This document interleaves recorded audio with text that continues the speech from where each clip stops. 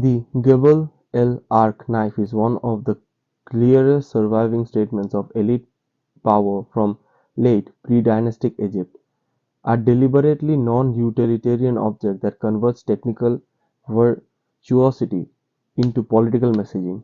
The Louvre identifies it as an Egyptian knife couture with a decorated ivory handle and flint blade, Ivory E 11517, and places it in the Naqada II horizon as the cusp of state formation.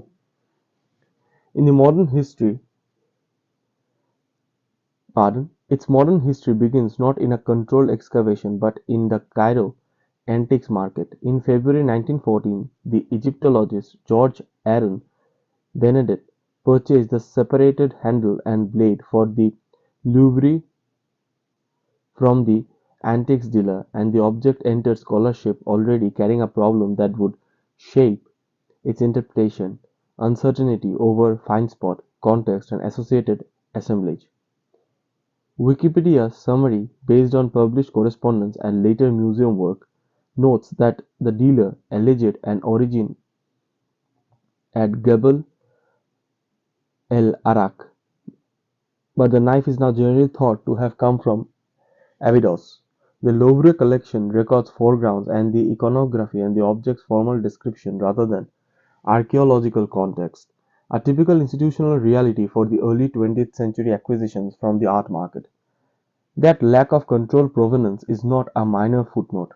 It is the central constraint on what can be claimed. Without stratigraphy, accompanying ceramics, or a tomb inventory, dating must rest on stylist seriation and technological parallels, methods that can be powerful but are always more vulnerable than excavation data.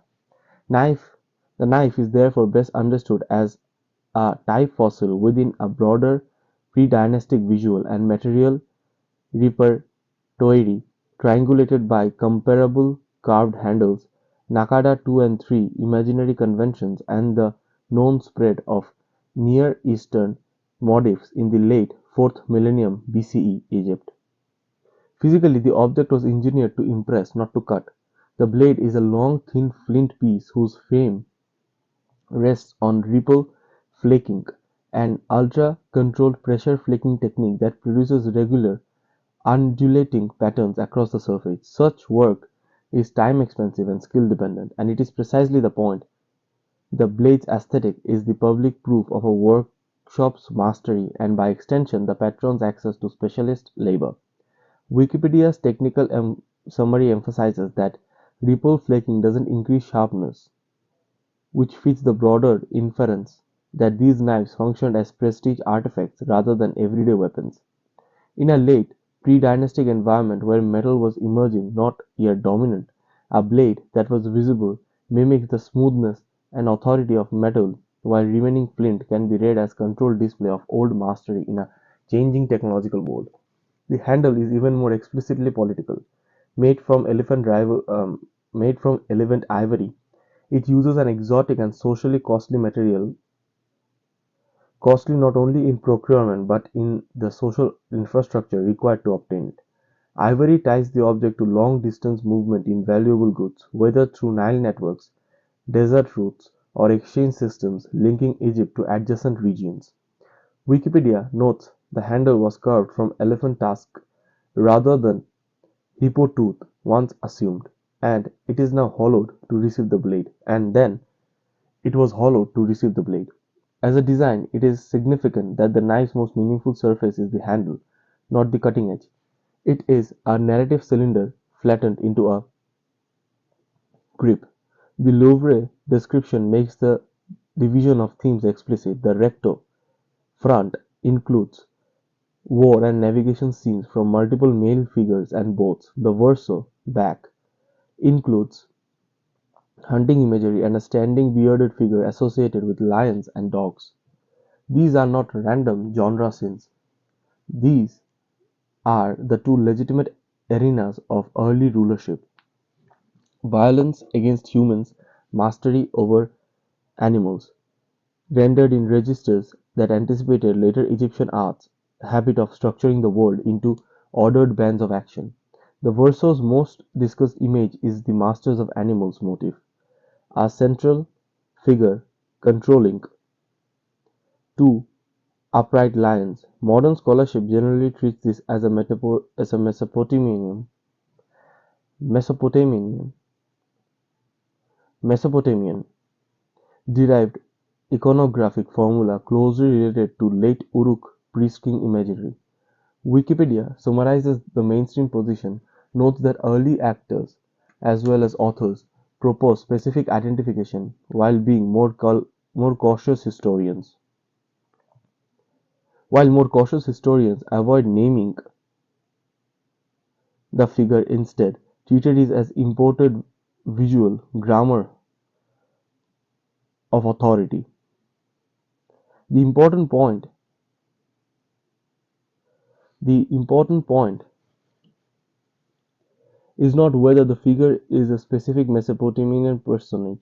Claims of that sort exit the evidence, but why an Egypt elite environment would select in a prestige economy of images in which foreign symbols can be repurposed as proof of cosmopolitan reach, exceptional power, or access to cultural legitimacy. The Recto War boat and boat scenes carry a different but equally consequential message. Collective violence is being depicted as organized and directional. The imagery suggests attackers, victims, prisoners, and possibly naval conflict arrange so that domination appears systematic rather than chaotic. The Louvre's catalog description explicitly includes the genre guerre or Sunday navigation, confirming that museum itself relieves and frames it as the relief of war and movement by water, two domains that mattered for understanding how power was imagined in the late pre-dynastic Nile society.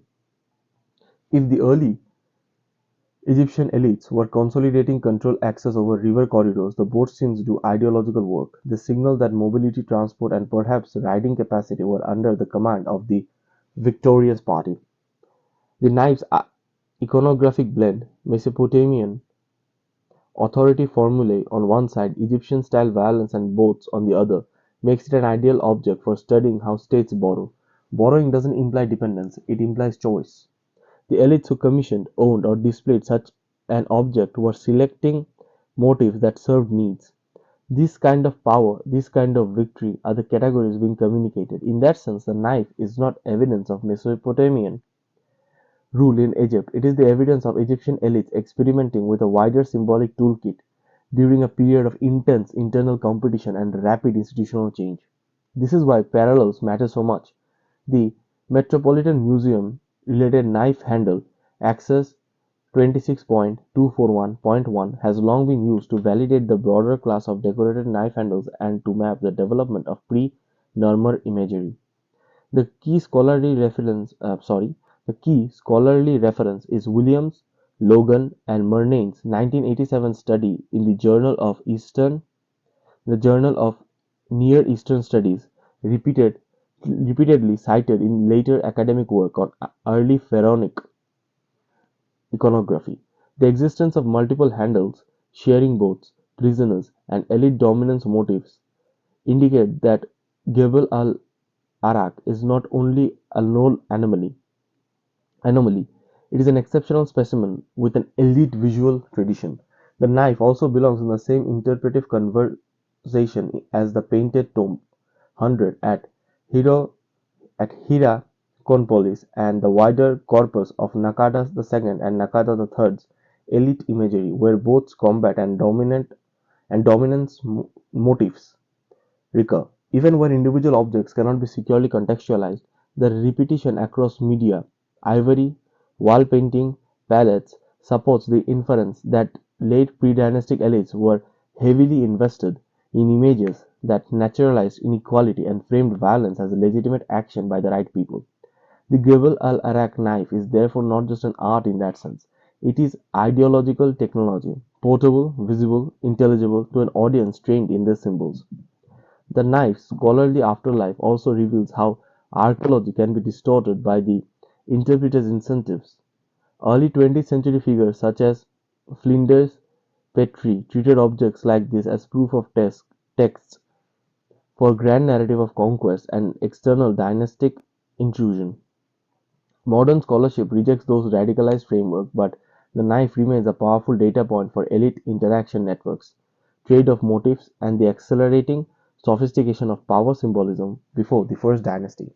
Wikipedia explicitly notes that the knife's role in Petrie's theorizing, which is useful as historiography. The object has not only ancient meaning but modern interpretive politics. Seen coldly, the knife is a resource allocation statement. Someone paid for rare raw materials, specialist flint work, specialist carving, and the opportunity cost of producing an object to with no mundane function. That only happens when elites exist who can extract surplus, command labor, and convert that surplus into status. The blade demonstrates workshop control, the handle demonstrates narrative control. Together, they demonstrate social control.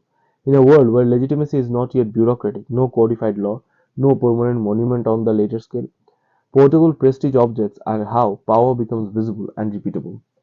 So the Gebel el-Arak knife matters because it sits at the intersection of three transformations. Technologically, it is the summit of lithic display. Just as metallurgy is emerging, socially it implies intensified hierarchy and specialized production.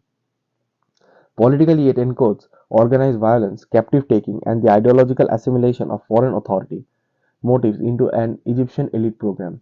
The Louvre's own catalog framing of war, navigation, hunting, and the bearded lion isolated figure captures the core domain of this program, while the broader scholarly tradition anchored by comparative knife handles and pre-normal imagery studies show that the knife is a window into a whole system of elite self-representation rather than an isolated curiosity.